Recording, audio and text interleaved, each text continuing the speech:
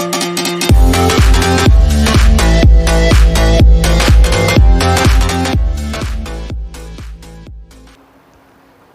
And welcome back to Margdarshan academy.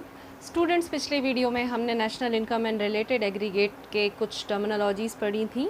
आज हम एक और टर्मिनोलॉजी के बारे में बात करेंगे, वो है डोमेस्टिक टेरिटरी, जिसको हम इकोनॉमिक टेरिटरी भी बोलते हैं।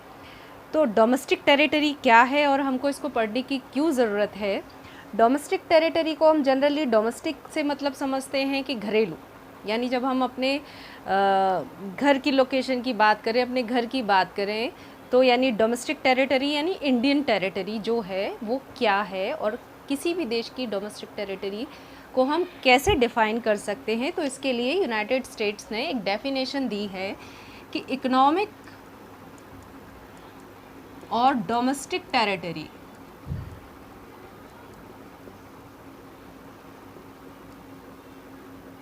is the geographical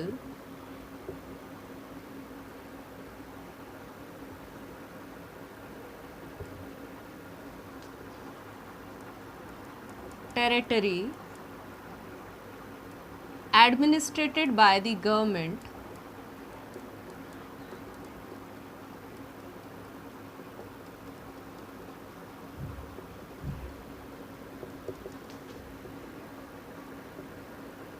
within which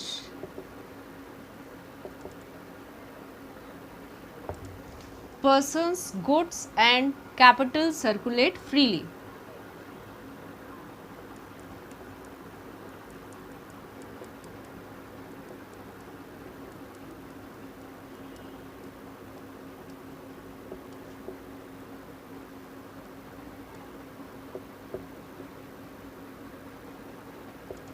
यानी एक ऐसी टेरिटरी जहाँ कोई भी पर्सन, कोई भी गुड्स बड़े आराम से मूव कर सके। हम इसको और अच्छे से समझने के लिए एक इंडियन मैप बना लेते हैं। मुझे ज़्यादा अच्छे से बनाना नहीं आता, मतलब मेरी ड्राइंग ख़राब है थोड़ी सी, लेकिन मैं कोशिश कर रही हूँ। तो यहाँ हम ये मान लें कि ये इंडिया का मैप है, ये हमारी डोमेस्टिक टेरिटरी है, यानी जोग्राफिकल टेरिटरी, जो जोग्राफिकल एरिया है, जो जोग्राफिकल लोकेशन है, वो इंडियन टेरिटरी है। तो यानी इसके अंदर जितनी भी चीज़ें आ रही हैं, जो भी ऑर्गेनाइजेशन है, जो भी इकोनॉमिक एक्टिविटीज़ हो रही हैं, वो सब किसका पार्ट है? डोमेस्टिक टेरिटरी का पार्ट है। तो हम आँख बंद करके कह सकते हैं कि जो भी पॉलिटिकल फ्रंटियर जो भी है हमारा, इसके अंदर जो कुछ भी हो रहा है वो डोमेस्टिक टेरिटरी का पार्ट है, क्योंकि वो हमारी ज़मीन पर हो रहा है। लेकिन क्या हम कह सकते हैं कि सिर्फ इतना ही डोमेस्टिक टेरिटरी है? फिर तो कोई प्रॉब्लम ही नहीं है कि कभी भी हमको नेशनल इनकम या जीडीपी कैलकुलेट करनी हो, यानी डोमेस्टिक इनकम कैलकुलेट करनी हो, तो there is no problem, we can calculate easily, क्योंकि हमको क्या करना है, प्रोडक्शन जो भी हो रहा है अंदर हमको वही ऐड करना है। लेकिन नहीं, हम डील कर रहे हैं इंटरनेशनल मार्केट में भी, हम इंपोर्ट एंड एक्सपोर्ट भी कर रहे हैं, हम दूसरे देश में जाकर काम भी कर रहे हैं, हम दूसरे देश में अपनी सेना भी भेज रहे हैं, हम दूसरे देश में अपनी एम्बेसीज भी सेटल कर रहे हैं, और दूसरे देश वाले भी हमारे यहाँ भी वही काम कर रहे हैं, है ना, या एमएनसीज सेटअप हो रही हैं। तो भाई किसकी इनकम कहाँ जाए, इसका फैसला कैसे होगा? तो एक चीज़ तो आंख बंद करके हमको ये याद रखनी है, जो कुछ यहाँ हो रहा है वो तो यहीं का है, डोमेस्टिक टेरिटरी है। लेकिन इसके अलावा और भी कुछ है जो हम कहेंगे कि डोमेस्टिक टेरिटरी में इंक्लूड होगा। तो जैसे नंबर 1 है हमारा पॉलिटिकल फ्रंटियर्स।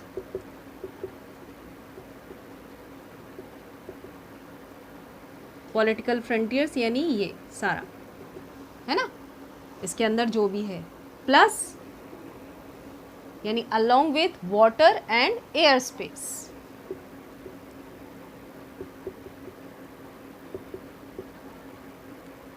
यानी इस ज़मीन के अलावा आसमान और पानी जो भी हमारी ज़मीन पर है, जो भी हमारी सीमाओं से है, जुड़ा हुआ है, वो सब हमारा क्या कहलाएगा?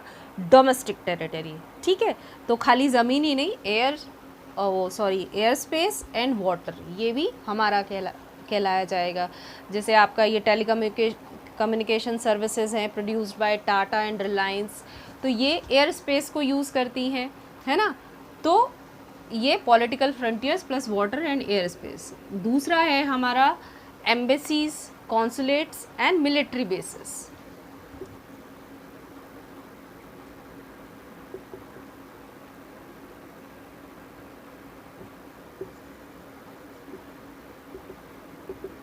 And military bases located abroad, यानी हमारी इंडियन फोर्स अगर बाहर उसके कैंप हैं, वो हमारी एम्बेसीज जो बाहर हैं, जैसे Indian embassy located in America, हमारे कॉन्सुलेट्स जो बाहर हैं जो सेट हैं, क्यों? क्योंकि ये इंडियन एडमिनिस्ट्रेशन के अंदर हैं, तो हम इनको क्या कहेंगे? डोमेस्टिक टेरिटरी का पार्ट, ना कि वहाँ की डोमेस्टिक टेरिटरी का पार्ट। ये हमारे बाउंड्री के अंदर नहीं है, लेकिन बाउंड्री से बाहर है, तब भी हम इसको डोमेस्टिक टेरिटरी का पार्ट ही कहेंगे। ठीक है। तीसरा है हमारा शिप्स एंड एयरक्राफ्ट्स।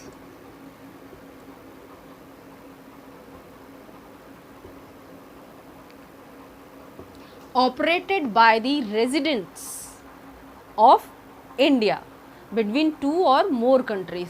जैसे फॉर एग्जांपल इंडियन एयरलाइंस जो है अपने प्लेन को अगर जापान टू अमेरिका उड़ा रही है, और वो उड़ा कौन रहा है? एक इंडियन उड़ा रहा है, तो भी वो डोमेस्टिक टेरिटरी का पार्ट होगा, क्योंकि administration by the government and operated by the residents. उसके अलावा है आपका fishing vessels, oil, natural gas rigs,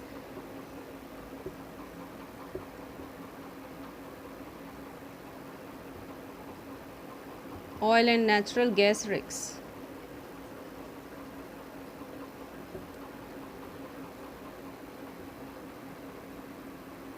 Operated by the residents in the international waters is also considered as domestic territory.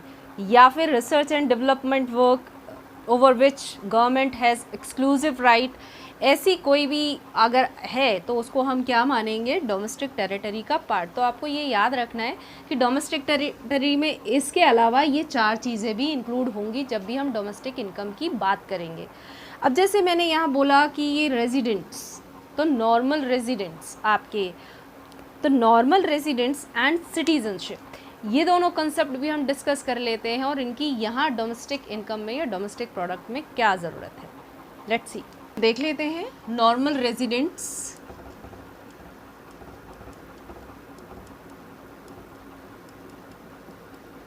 And citizen.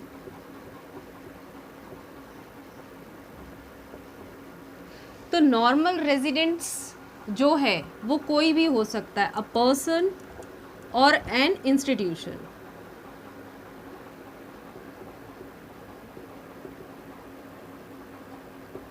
ठीक है, वो किसी भी country का नॉर्मल रेजिडेंट्स हो सकता है, बस उसको 2 शर्तें जो हैं वो फुलफिल करनी है। वो 2 शर्तें क्या हैं? कि पहला, he should be stay in a country more than 1 year, should be stay in a country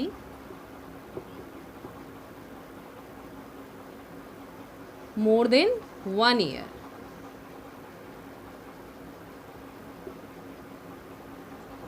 यानी उसको 1 साल से ज़्यादा रहना पड़ेगा उस कंट्री में। और दूसरा क्या है? Reason for staying in the country should be economic या इंटरेस्ट should be economic।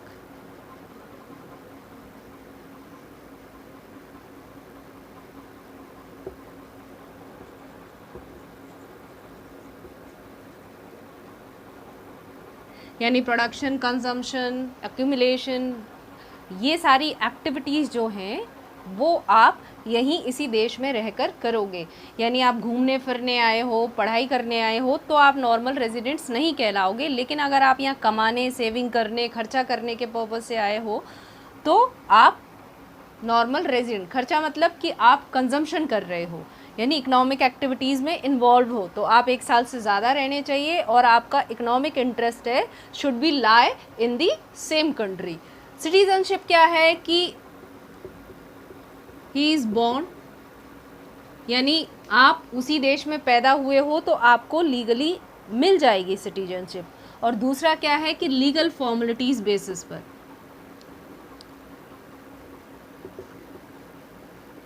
या लीगल क्राइटेरिया बेसिस पर आपको गवर्नमेंट सिटीजनशिप अलाउ कर देगी। जैसे प्रियंका चोपड़ा ने निक जोनस से शादी की तो उनको लीगल क्राइटेरिया बेसिस पर वहाँ की सिटीजनशिप मिल गई। इसी तरीके से जैसे ये सीएए का विरोध हो रहा था तो पाकिस्तान से कुछ हिंदूज़ मतलब जो मुस्लिम नहीं हैं जो आ रहे थे तो उनको भी लीगल क्राइटेरियन बेसिस पर सिटीजनशिप अलाउ की गई। तो या तो गवर्नमेंट ने अलाउ कर दी हो अपने लीगल ट्रांजैक्शन बेसिस पर या फिर वो वहीं पैदा हुआ हो। तो हम ये कह सकते हैं कि सिटीजनशिप तो आपको एक ही कंट्री की मिल सकती है, फॉर ओनली वन कंट्री, लेकिन नॉर्मल रेजिडेंट्स जो है वो आप एक से ज़्यादा कंट्री के हो सकते हैं। यानी आप एक कंट्री के सिटीज़न हो सकते हैं और दूसरी कंट्री के नॉर्मल रेजिडेंट्स भी हो सकते हैं। तो ये है नॉर्मल रेजिडेंट्स एंड सिटीजनशिप। अब डोमेस्टिक इनकम में इनका क्या रोल है वो हम देख लेते हैं। तो हम domestic product and national product, जिसे हम डोमेस्टिक इनकम और नेशनल इनकम भी कहते हैं, वो देख लेते हैं।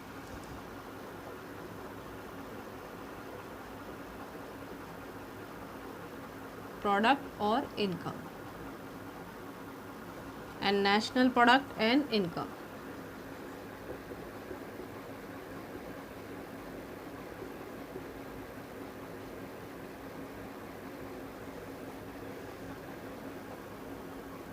तो डोमेस्टिक प्रोडक्ट को हम कह सकते हैं it is the income earned by the residents plus non residents of the country.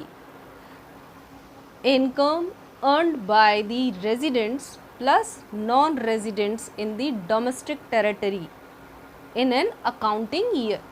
यानी ये फ़र्क नहीं पड़ता, हम कह सकते हैं income of normal residents plus non residents. Non residents कौन?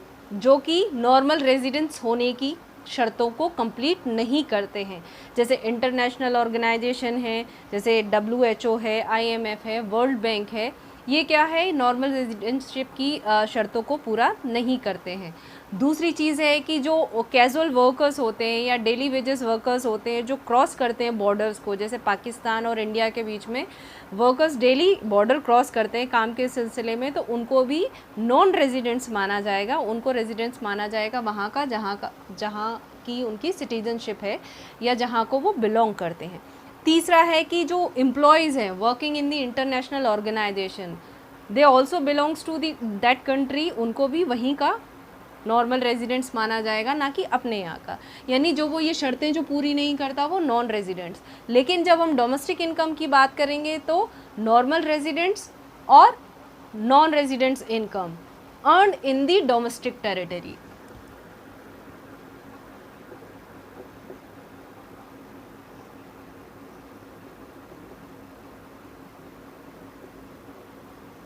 यानी कोई फ़र्क नहीं पड़ता कि इनकम किसकी है, नॉर्मल रेजिडेंट्स की इनकम है या नॉन रेजिडेंट्स की। शर्त क्या है कि वो कहाँ अर्न होनी चाहिए? डोमेस्टिक टेरिटरी में, यानी हमारे पॉलिटिकल फ्रंटियर एरिया में अर्न की गई इनकम है। अब हम जब नेशनल इनकम की बात करें तो national income is the income of normal residents.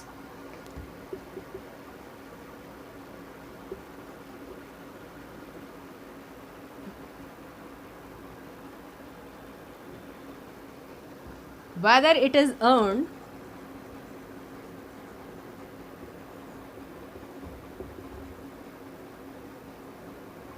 in domestic territory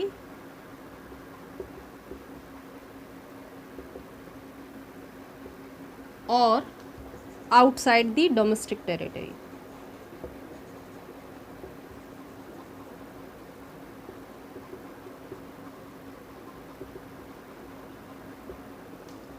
दोनों ही चीज़ों में आप देख सकते हैं कि यहाँ डोमेस्टिक टेरिटरी की इनकम को ही डोमेस्टिक इनकम माना जाएगा, वो चाहे अर्न किसी ने भी की हो, नॉर्मल रेजिडेंट्स ने या नॉन रेजिडेंट्स ने। और यहाँ पर नेशनल इनकम की जब हम बात करें तो यहाँ सिर्फ नॉर्मल रेजिडेंट्स की इनकम को हम नेशनल इनकम मानेंगे, भले ही उसने यहाँ अर्न की हो यानी डोमेस्टिक टेरिटरी में अर्न की हो या आउटसाइड दी डोमेस्टिक टेरिटरी यानी रेस्ट ऑफ दी वर्ल्ड में जाकर अर्न की हो। तो यहाँ दो चीज़ें हमको हमेशा ध्यान रखनी है। इससे रिलेटेड कुछ क्वेश्चंस हैं जो मैं आपको कमेंट बॉक्स में ज़रूर दूंगी और आप उनके आंसर्स मुझे कमेंट करके ज़रूर बताइएगा कि क्या ये डोमेस्टिक टेरिटरी का पार्ट होगा या नहीं होगा। जैसे मैं एक क्वेश्चन आपसे अभी पूछ लेती हूँ कि जैसे मैंने कहा कि डोमेस्टिक टेरिटरी के अंदर ही आपका जो कुछ भी है वो आपका डोमेस्टिक टेरिटरी में माना जाएगा, पॉलिटिकल फ्रंटियर में, along with the air and water. तो मैं अब बात करती हूँ जैसे branch of state bank of India located in America, तो ये किसकी डोमेस्टिक टेरिटरी का पार्ट होगा, अमेरिका की या इंडिया की? आप कमेंट बॉक्स में मुझे ज़रूर बताइएगा कि ये किसकी डोमेस्टिक टेरिटरी का पार्ट है, मैं आपको आंसर उसी में दूंगी। उसके अलावा भी और भी क्वेश्चंस होंगे जो आपको दिए जाएंगे, तो आप कमेंट करके आंसर ज़रूर दीजिएगा, ठीक है। तो ये तो हो गई। अब इनकी इनकम को, जैसे मैंने कहा कि domestic income earned in the domestic territory whether it is earned by the normal residents or non residents, ठीक है।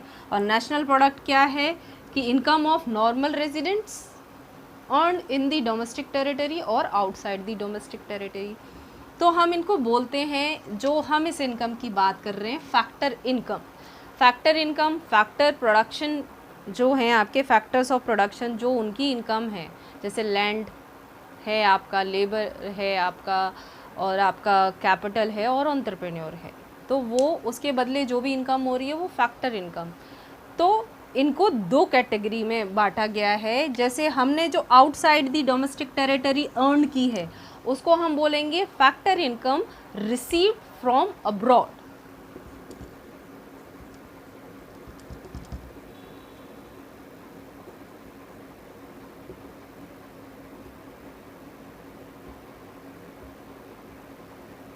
और जो नॉन रेजिडेंट्स इनकम है, जो हम पे करेंगे, जो ये लोग बाहर लेकर जाएंगे, इनको हम बोलेंगे factor income to abroad.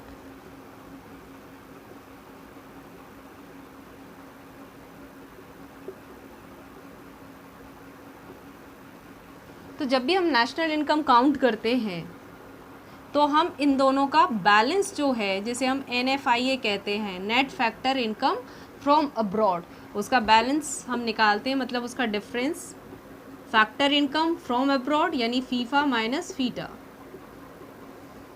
From abroad minus to abroad.